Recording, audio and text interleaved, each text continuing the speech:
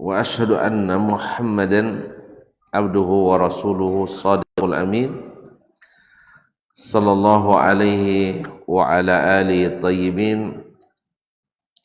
وأزواجه الطاهرات أمهات المؤمنين والتابعين لهم بإحسان إلى يوم الدين. أما بعد فأوصي نفسي وإياكم أيها المسلمون وأيتها المسلمات بتقوى الله عز وجل رب الأرض والسماوات فإنه قد فاز المتقون. يا أيها الذين آمنوا اتقوا الله حق تقاته ولا تموتن إلا وأنتم مسلمون. Kaum muslimin, kaum muslimat yang dirahmati Allah Subhanahu wa taala, kembali kita bersyukur kepada Allah Tabaraka wa taala yang telah memberikan kita nikmat kesehatan dan kesempatan untuk mengukir amal kebaikan pada petang hari ini, di hari Rabu yang keempat bulan ini. Mudah-mudahan Allah SWT menerima kita sebagai hamba-hambanya yang senantiasa pandai mensyukuri. Mudah-mudahan dengan syukur kita semakin bertambah pula nikmat yang Allah berikan kepada kita, sehingga membuat kita sentiasa bersyukur kepadanya. Kaum muslimin, kaum muslimat yang dirahmati Allah Subhanahu wa taala. Mohon maaf.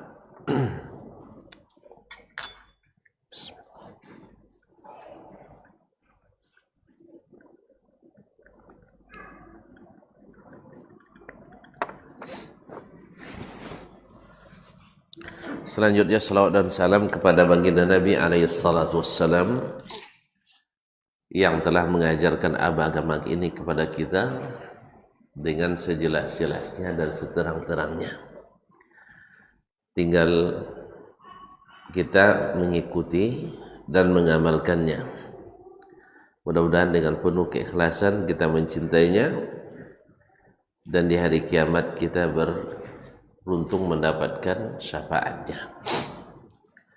Ma'asyiral kiram, bapak dan ibu-ibu, para alim ulama, cerdik pandai, tokoh adat, tokoh masyarakat yang bergelar tak dipanggil gelar, yang tak bergelar tak disebut nama,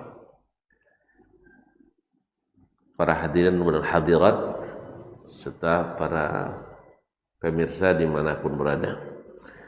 Alhamdulillah, setelah Nabi sampai di Madinah, dalam pelajaran sebelumnya beliau dalam pidato penyampaian visi misi lagu bahasa sekarang pembangunan di Madinah,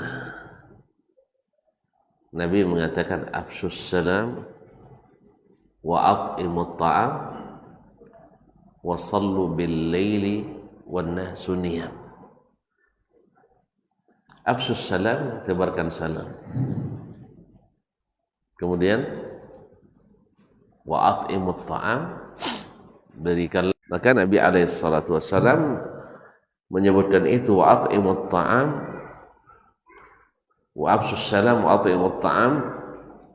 Jangan lupa bersandar kepada yang ketika mereka dulu hijrah ke Habasyah 2 kali. Saya masih ingat ketika hijrah ke Habasyah, atau sudah lupa? Mereka, sehingga dia pun diutus untuk mengembalikan orang-orang Islam yang hijrah ke Habasyah, mencari suaka untuk berlindung, mendapatkan rasa aman beragama, yang waktu itu dipimpin oleh Raja An-Najasyi radhiyallahu anhu. Raja An-Najasyi Jahiliyah, Talha bin Ubaidillah dan lain-lain. Ma'asyiral kiram dirahmati Allah SWT. Nah, An-Najasyi adalah raja yang adil, Nah, di saat orang Islam hijrah ke situ, orang Quraisy tidak berlepas tangan. Subhanallah. Sebab mereka tahu mereka zalim, tapi tidak mau diketahui orang lain mereka zalim. Kan kalau mereka hijrah ke situ kan otomatis orang bertanya-tanya, ada apa dengan Makkah? Makkah itu tanah suci, di situ Ka'bah. Orang-orang hebat, kok kalian tidak diberi kebebasan? Katanya di sana demokrasi. Demokrasi. Ternyata demokrasi. Nah, katanya ada kebebasan, ternyata tidak. Akhirnya mereka pun dijemput oleh Amr bin Al-As untuk dikembalikan ke Makkah. Ini surga. Hujan lagi, masya Allah. Memang barakah di sini. Allahumma sayyiban nafi'ah. Kalau gitu bisa panjang-panjang gitu.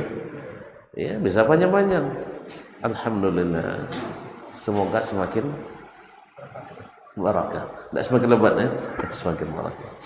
Ma'al ribut kaum muslimin dan muslimat dirahmati Allah. Diutuslah Amr bin Al-As radhiyallahu anhu untuk mengembalikan mereka dengan paksa melobi An-Najasyi yang sebelumnya juga sudah saling mengenal.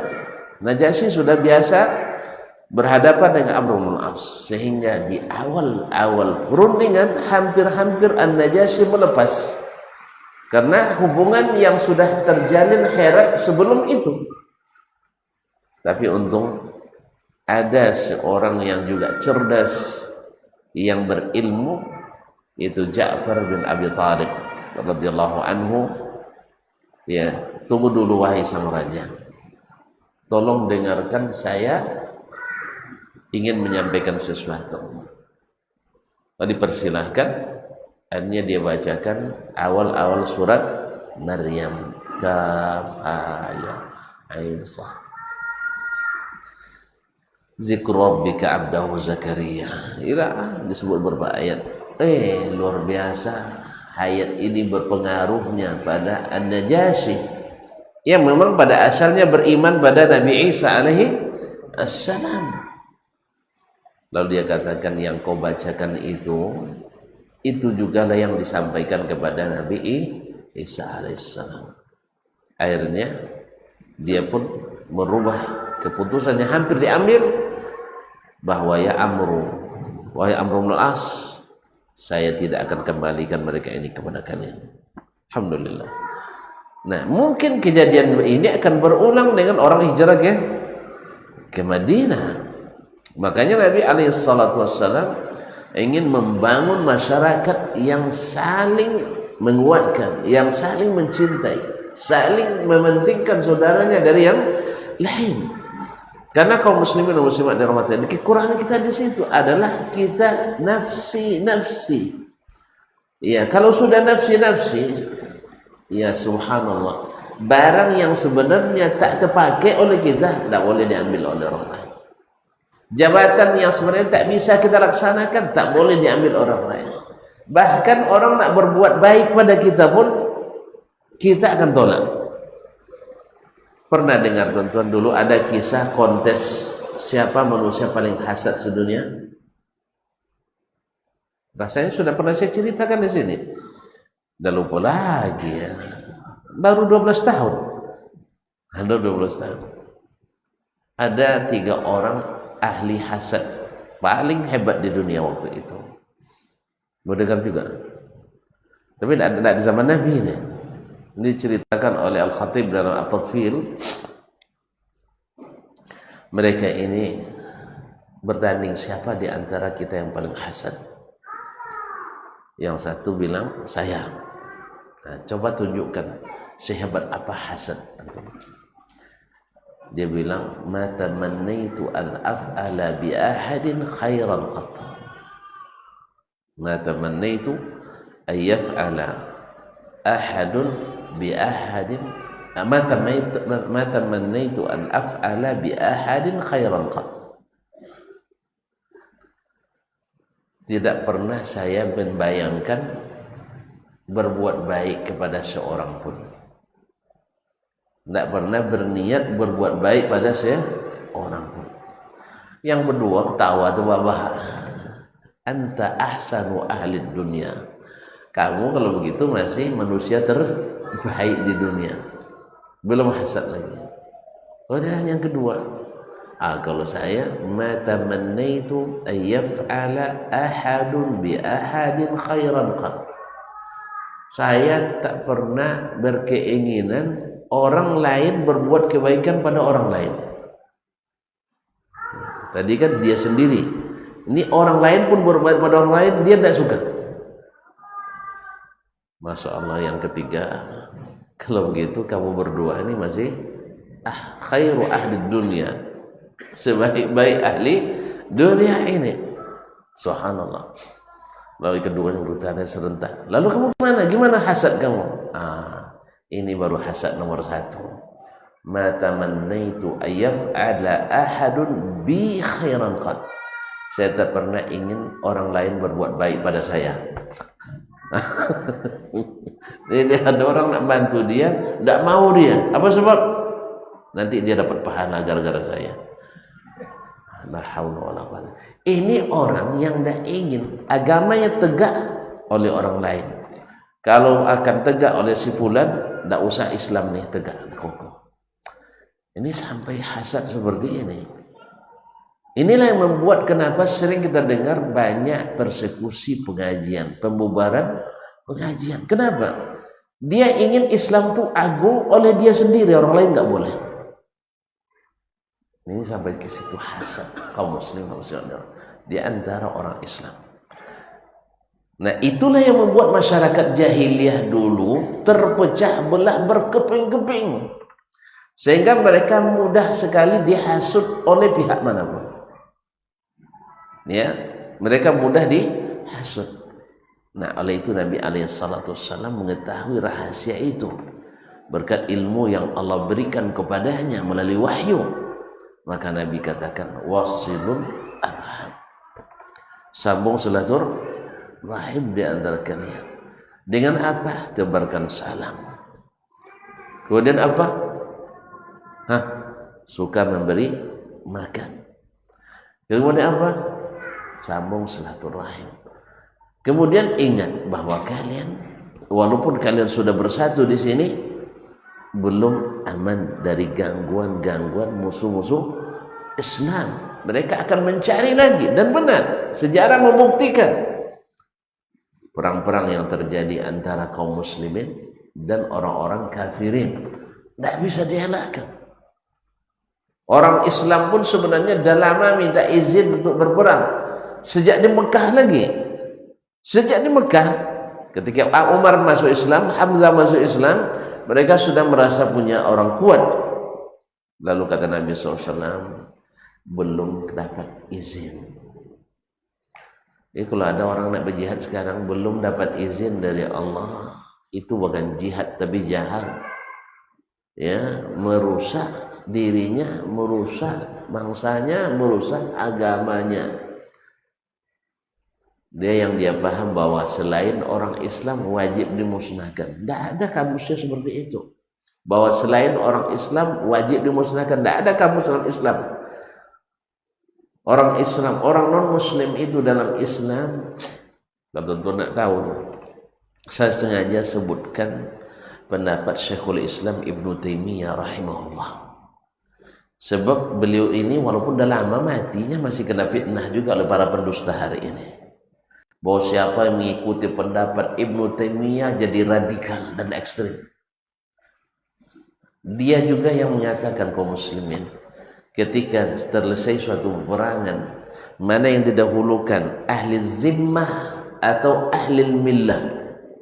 Ditanya oleh khalifah waktu itu, dia katakan ahlu zimmatina qabla ahli millatina. Didahulukan ahlu zimmah, yaitu non-muslim yang tinggal di negeri Islam. Orang muslim, non-muslim yang tinggal di negeri Islam didahulukan dari orang yang seagama dengan kita. Demikian beliau memfatwakan bahwa memperhatikan keselamatan ahli zimmah didahulukan dari memperhatikan keselamatan ahli millah. Tapi harus diingat, walaupun demikian tidak ada boleh wala kepada orang yang bukan Islam. Ini tonton, ini yang tidak putus kaji oleh kita. Kalau kita bantu berarti suka. Jadi kan akhirnya ada anak orang terjadi kecelakaan di jalan, anak gadis, awak nak bantu, takut dibilang orang nanti suka. Gimana tuh? Ada naik motor anak gadis, habis itu jatuh, boleh dibantu? Hah? Nanti kalau dibantu dipoto orang ternyata suka, gitu?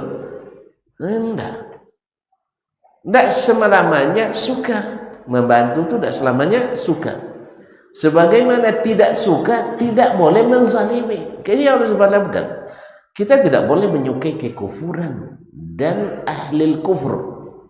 Ya, ini wala dan bara yang harus ada dalam hati kita. Tidak mungkin kita mencintai orang-orang yang dibenci Allah dan orang-orang yang membenci Allah dan Rasulnya sallallahu alaihi wasallam. Tidak mungkin. Sebab kalau kita mencintai berarti agama ini sama jadinya. Dan itulah yang terjadi hari ini kaum muslimin semua dirahmati Allah. Jadi mencintai lain, tidak menzalimi lain. Ya Syekhul Islam Taimiyah rahimahullah taala katakan ahlu zimmatina qabla ahli millatina. Kenapa didahulukan orang itu? Karena umat Islam ya selamanya dia dapat pelayanan. Sedangkan ahlu zimmah di masa-masa itu saja. Kaum muslimin dan muslimat dirahmati Allah Subhanahu wa taala. Kemudian dari pesan-pesan Nabi alaihi salatu wassalam, ya, ketika mempersaudarakan orang-orang Islam di Madinah, membentuk satu masyarakat yang saling mengokohkan, yang saling mengutamakan, yang saling mementingkan, yang saling mempedulikan. Maka Nabi banyak dalam hadis-hadis di Madinah waktu itu, beliau selalu memberikan arahan-arahan yang berimplikasi, yang berpengaruh langsung pada kehidupan sosial masyarakat Nabawi, masyarakat Madani. Di antaranya adalah dalam hadis yang diriwayatkan oleh Imam Muslim, Nabi alaihissalam mengatakan la yadkhulul jannata man la ya'manu jaruhu bawa'iqahu. Tak masuk surga orang yang tetangganya tidak aman dari gangguannya. Ini kan membuat kita bertetangga itu harus saling memperhatikan. Saya membuat ini mengganggu tetangga atau tidak? Misalnya musim hujan, buat pancuran misalnya, kan buat apa namanya, saya tidak tahu lagi istilahnya Ustaz, apa namanya, talangan air. Lalu kalau dibiarkan merembes di dinding kita, lalu buat pancuran, apa pula pancuran airnya menimpa atap di atas tempat tidur, kamar tidur utama. Kalau hujan malam hari lalu air tumpah di situ, bisa tidur? Macam air dari apa? Dari pancuran, dari talangan air tadi ditimpakan ke situ, mengganggu atau tidak? Macam nak roboh dibuatnya rumah itu, mana orang bisa tidur? Padahal hujan itu kan sebenarnya menambah nyenyaknya tidur. Tapi kalau sudah tiris bagaimana? Nah ini Nabi perhatikan itu. Sebagaimana Nabi alaihissalam juga melarang tetangga, melarang saudaranya untuk memakukan dindingnya ke dindingnya. Jadi dinding saya jangan coba-coba dilemparkan. Nabi SAW melarang itu. Supaya apa? Karena tetangga, kaum muslimin, tetangga itu lebih dekat ke kita dari saudara kandung kita. Saya misalnya bertetangga dengan si fulan, ya, saudara saya di kampung. Kalau terjadi sesuatu, la qadarallah, meninggal, siapa yang pertama nengok saya? Sakit, siapa yang pertama ngantar saya? Ya tetangga tadi. Makanya Nabi SAW melarang merusak hubungan dengan tetangga. Bahkan disebut tidak masuk surga. Kan ada hadis seorang perempuan puasa siang, sholat malam, tapi suka menyakiti tetangga. Kalau ibu-ibu menyakiti pakai apa biasanya? Hah? Ya pakai kata-kata. Memang tabungan kata-kata ibu-ibu dia banyak dibanding laki-laki. Dia tak? Dalam penelitian di Inggris, ibu-ibu punya jatah bicara 24.000 kata sehari. Bapak-bapak hanya 7.000, udah capek deh. Makanya bapak-bapak ini berkepentingan punya anak banyak.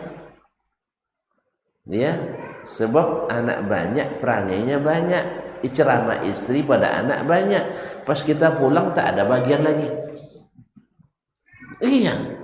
Tapi kalau sempat anak cuma 2, bagus-bagus pula perangainya, atau sekolah di pondok pula, akhirnya istri rindu ceramah menunggu kita pulang. Pas pulang, alhamdulillah, langsung kita diceramahi. Nah, anak saat itu berilah bagian kepadanya. Jadi pendengar setia. Diceramain sambil makan tak apa-apa, diceramain sambil mandi tak apa-apa, bahkan diceramain sambil tidur sampai tertidur silakan.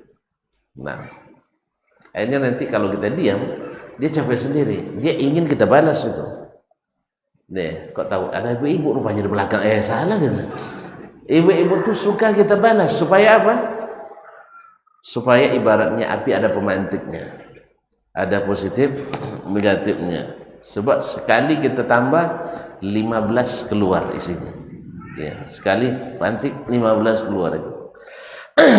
Oleh sebab itu yang masih muda-muda ini suruh istrinya punya banyak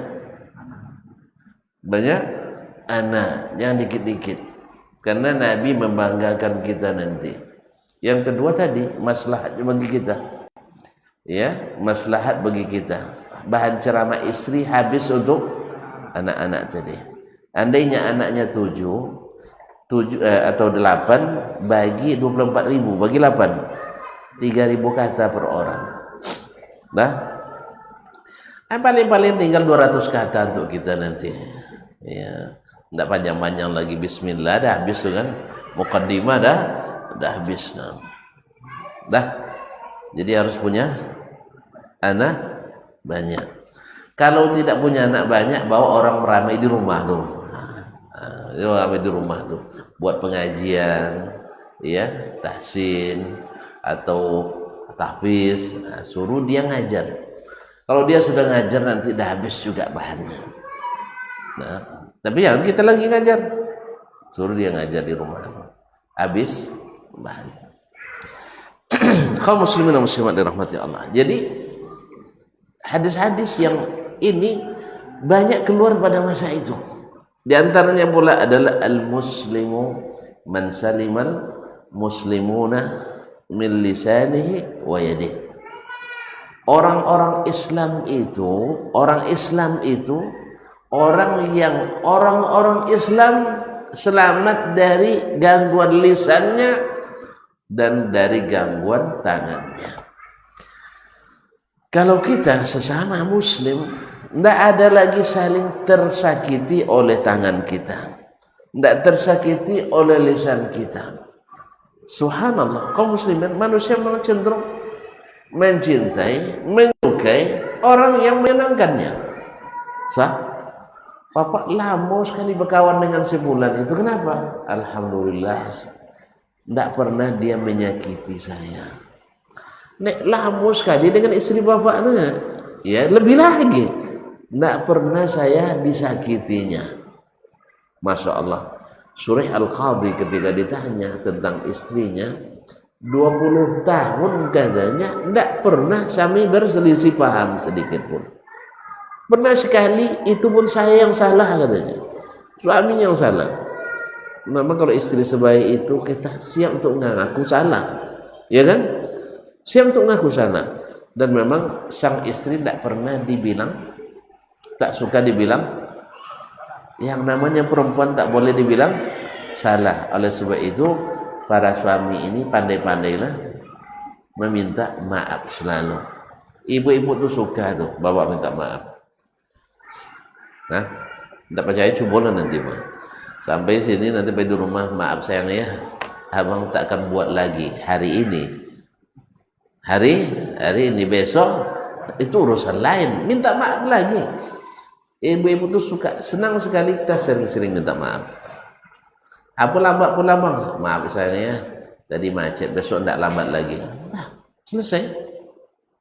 Tapi kalau antum sambut dengan apinya lagi, misalnya apa lambat pulang bang? Kamu gitu aja ditanyain, tidak ada lagi cerita lain. Nah, banyak cerita lain lagi bang. Keluar cerita lain banyak tuh.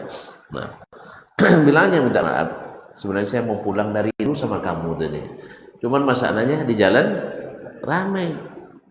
Akhirnya terlihat orang lain, lupa kamu.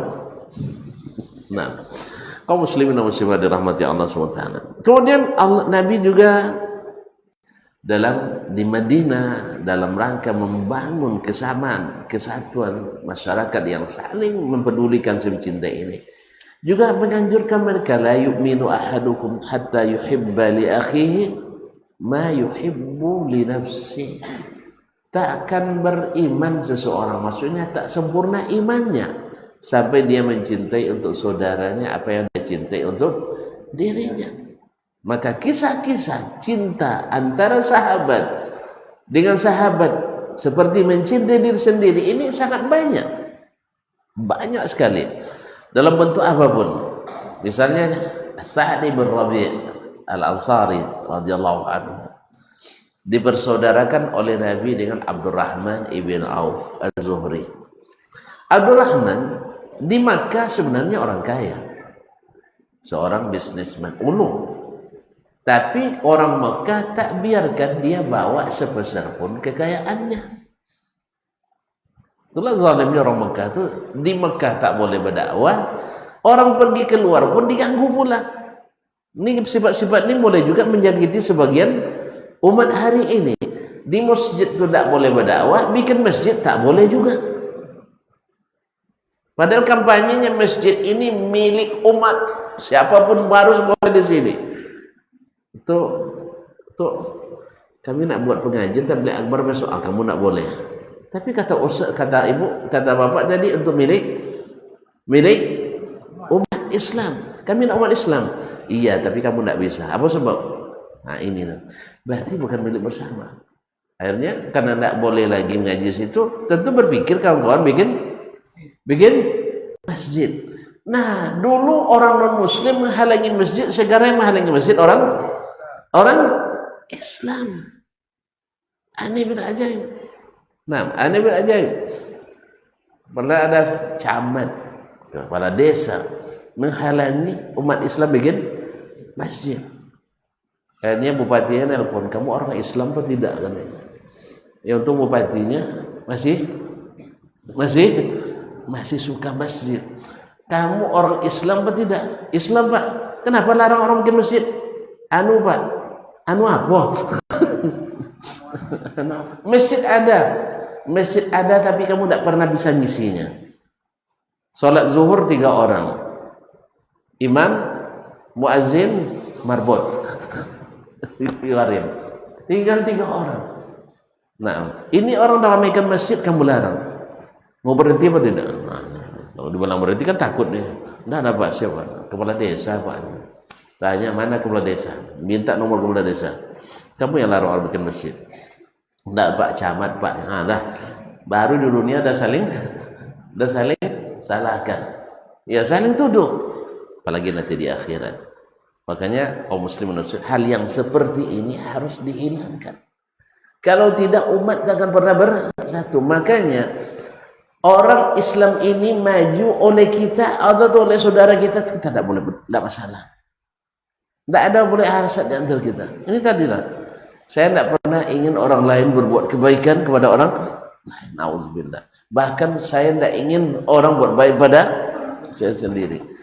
Islam ini nak maju oleh antum, saya harus senang. Maju oleh sebulan, saya harus menikmati. Bukan justru pokoknya kalau tidak Islam model saya berarti tidak boleh hidup. Nauzubillah tsumma nauzubillah. Kecuali Islam yang antum dakwakan itu bukan lagi al-Islam yang waraditu lakumul islama dina. Jadi Indonesia ini Islam dah berubah namanya. Apa sebab? Asal namanya kan al-Islam, ma'rifah. Sampai di negeri kita menjadi Islam nakirah. Tahu nakirah ya? Belajar nahwu tahu dia. Al-ma'rifah dikenal, al-Islam. Sedangkan kalau sudah Islam jadi nakirah. Kalau nakirah tentu banyak mudhafun ilaih, banyak yang ditambah-tambahkan sehingga ada Islam liberal, ada Islam jamaah, ada Islam murni, ada Islam inklusif, ada Islam radikal, ada Islam fundamental, ada Islam nusantara. Gara-gara apa? Karena kita tanggalkan alif dan lam. Sebenarnya alif dan lam itu penting supaya tidak ada lagi idhafat mudhafun ilaihnya. Kaum muslimin dan muslimat dirahmati Allah SWT, maka cintailah untuk saudaramu seperti yang kau cintai untuk dirimu. Kau ingin berpahala, saudaramu juga. Makanya tadi saya katakan Sa'd bin Rabi' dia punya istri 2, punya kebun kurma 2. Masya Allah. Awak macam itu juga ya, ya. Istri 2, kebun sawit 2, bukan 2 hektar, enggak, 2 tumpuk. Nah, 2 tempat. Nah. Kaum muslimin dan muslimat, akhirnya dia bilang ke Abdurrahman bin Auf, ya akhi, saya punya istri 2. Silahkan kamu lihat mana yang kau suka. Nanti aku ceraikan dan engkau pun menikah. Ini kalau nikah saja tidak ada pencaharian kan beban kan? Nah, akhirnya dia bilang lagi, saya juga punya 2 kebun kurma. Silakan pilih mana yang kau mau, ambil salah satunya. Dah, istri dapat, kebun dapat. Nah, siapa cepat? Nah, apa kata Abdurrahman ibn Auf? Ini orang juga tahu hadis ini. Saya di posisi dia, berat melepas istri itu. Apalagi kalau disuruh milih mana yang aku suka, ya kan? Jangan-jangan yang aku pilih juga istri yang dia sayangi sekali. Maka dia bilang, barakallahu laka fi ahlika wa malik. Semoga Allah memberkahi hartamu dan keluargamu dan memberkahi hartamu. Dullani ala suq. Tapi tolong tunjukkan mana jalan ke pasar. Jalan ke pasar. Karena di pasar tuh kabarnya banyak uang beredar. Betul? Makanya pasar harus hidup. Kenapa kalau pasar mati, uang pun tak beredar. Uang tak beredar, beku, tak cair. Antum suka uang yang cair atau uang yang dibekukan? Ya bapak dan ibu, dananya dibekukan atau dicairkan yang sukanya? Hah? Dicairkan. Sebab kalau cair dia akan mengalir. Kalau mengalir dia akan barakah, akan sampai pada kita. Kalau beku tidak sampai. Oleh sebab itu akhirnya Abdurrahman pergi ke pasar dengan tanpa modal, berusaha. Dia tidak mau mengganggu saudaranya, walaupun saudaranya ikhlas. Inilah yang cinta itu sebenarnya kaum muslimin dan muslimat yang Allah. Ya, dia diberikan pun dia masih menahan diri. Awak tidak diberi hasilnya luar biasa dah mati. Bila kan jatuh miskin bisa berpajiannya. Kapan dia nak jatuh miskin? dia senang-senang aja, awak payah-payah. Jadi ini yang ditanamkan Nabi Shallallahu Alaihi Wasallam. Di saat itu juga Nabi mengatakan al-mu'minuna karajulin wahid. Orang-orang beriman itu seperti satu tubuh. Ya, orang-orang beriman itu seperti satu orang. Idza staka anhu staka kulluh. Bila salah satu anggota tubuhnya sakit, yang lain pun ikut menanggung. Kalau enggak matilang di situ juga, kan itulah. Enggak, sakit kaki semuanya ikut merasakan sakitnya. Allah Ustaz. Wa nistaka ra'su istaka kullu. Sakit kepalanya, seluruh badannya ikut meriang. Itulah orang-orang beriman. Ini yang dihidupkan Nabi Shallallahu Alaihi Wasallam. Sehingga ketika orang-orang Islam di Madinah kesulitan mendapatkan air minum, ada air minum satu-satunya di tangan orang Yahudi. Orang Yahudi selalu SMS, kata orang sekarang, susah melihat orang senang dan senang membuat orang susah. Dia jual air satu ember dengan seember korma. Air seember korma. Murah mahal? Hah? Seember itu sekitar 5 kilo kurma. Air seember 5 kilo kurma. 5 kilo kurma berapa jam? Nggak pernah makan kurma? Nggak pernah, ya kasihan. Betul. Ya Allah, ada yang jual, nah, tolong bawakan nanti ya. Nah, kurma 5 kilo. Yang murah saja lah, misalnya yang murah, ya yang murah yang di apa?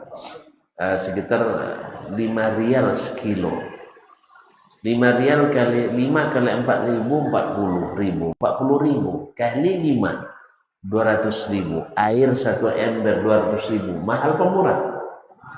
Mahal sekali. Kalau nak mahal, air bikin namanya water. Nah, kalau sudah di water mau mahal dia. Nah, water masukkan pula ke hotel. Ya. Kalau di luar water sebotol ini 2.000 3.000 ya. Satu botol kan. Tapi kalau namanya mineral water. Kalau sudah di bahasa Inggris mahal dia. Makanya jangan dibikin merek bahasa Inggris, bahasa kita aja lah, Ayi. Nah, kalau masih Ayu gratis. Tapi kalau water berbayar. Kemudian kalau masuk lagi dalam rumah tetap gratis. Tapi masuk dalam hotel mahal. Jelas? Nah, kaum muslimin dan muslimat rahmati Allah SWT. Akhirnya Nabi SAW sebagai pimpinan orang beriman merasakan kesusahan itu. Dia 200.000 satu ember air, kesusahan. Akhirnya Nabi umumkan, siapa yang mau membeli bi'ru rumah, namanya telaga rumah. Dan orang Arab pandai juga masuk kita nampaknya. Bi'ru rumah, falahul jannah, harganya surga. Allah, telaga yang begitu yang begitu jelek bentuknya, tapi istana di surga. Taulah tuh bukan istana surga itu, tiangnya dari berlian, kusen-kusennya dari intan, atapnya dari emas dan perak. Wih, pembantunya kalau sempat meludah ke dunia ini, manis seluruh samudra. Nah, nampaknya dah mulai naksir abang. Dah mulai naksir. Baru dengar cerita itu aja sudah mulai naksir. Makanya tertariklah mereka. Cuman tak semuanya kaya. Utsman waktu itu tidak ada di tempat. Tapi begitulah mereka. Baru pulang pasti nanya apa perkembangan dari Nabi Shallallahu Alaihi Wasallam. Oh, ada Nabi bilang siapa yang beli bi'ru rumah baginya surga. Dia langsung datang ke Nabi sallallahu alaihi wasallam, "Ya Rasulullah, saya dengar ada sayembara." Padahal tabungannya ada banyak di surga kan? Kan dijamin masuk surga. Dia ingin lagi nambah. Apakah itu masih berlaku untuk saya? Kata Nabi, "Na'am." Ini ada datangi orang Yahudi, nego, mau dengan syarat. Wih, bersyarat pula. Setengah untuk kamu, setengah untuk saya. Gimana cara baginya? Hari sekian kamu miliki, hari ini saya miliki. Tidak ada jalan ketemunya. Akhirnya disetujui oleh Utsman, tidak apa-apa. Akhirnya Utsman umumkan, silakan ambil air gratis di hari Senin, Rabu, Jumat misalnya. Sebab apa? Selebihnya milik orang Yahudi. Selasa, Kamis, Sabtu itu milik Yahudi. Ya. Akhirnya umat Islam mengambil air di waktu gratis atau waktu berbayar? Waktu gratis. Bawa lah itu jerigen-jerigennya. Akhirnya mereka penuhi untuk kebutuhan sehari semalam, sehingga besok sampai giliran Utsman mereka ambil lagi. Akhirnya pas giliran Yahudi temenung dia tepi telaga itu tak ada yang datang. Inilah salah, apa namanya, lah salah dari, kalau bahasa Yahudi tak kicurian tarah gitu ini katanya. Jadi kalah juga Yahudi itu. Orang Islam sebenarnya lebih cerdas. Cuman ketika kita ikut cara berpikir Yahudi, kita jadi bodoh. Makanya pikirlah cara kita. Orang Islam pikirnya surga, Yahudi pikirnya harta. Orang Islam kalau masih itu pikirannya, jadi tidak cerdas. Akhirnya Utsman menangkan persaingan ini. Akhirnya Yahudi bilang, kalau gitu man ambillah semua, man tidak jadi sejual setengah. Akhirnya murni milik Utsman ibn Affan radhiyallahu anhu. Akhirnya selamatlah kaum muslim. Inilah ruh yang ditanamkan. Penderitaan sebagian adalah penderitaan bersama. Makanya saya selalu bilang masjid-masjid. Kenapa harus orang-orang kaya sholat di masjid? Apa sebab? Karena melihat masjid yang karpetnya tidak ditukar-tukar. Nah, suruh imam sujud agak lama sedikit. Ya, sesak napas dia. Ini karpet sejak tahun berapa ini? Sejak tahun 50-an belum diganti. Berapa sih semuanya? Bagi dia 100 juta itu tidak banyak. Sebab penghasilan sepekannya 500 juta.